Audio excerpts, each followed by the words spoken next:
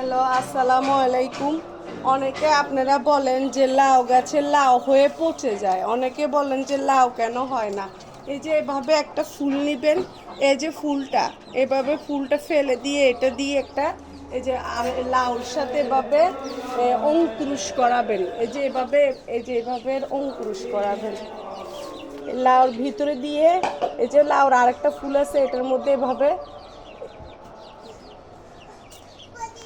এই যে দেখুন, এই যে এভাবে লাউকে অঙ্কুশ করাবেন। অঙ্কুশ করাইলে আপনার লাউটা পচবেও না, ভালো থাকবে। এভাবে করে আসলে আমার ফুলগুলো সবগুলোই পচে গেছে।